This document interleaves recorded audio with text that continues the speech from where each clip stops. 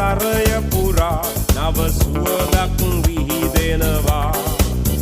මල් දිලා නංගිලා අයියලා අක්කලා තුටු සිතකින් පසු වෙනවා. එන්න එන්න දැන් සුබ පතන්න අපි හැම දෙන එකතු වෙලා.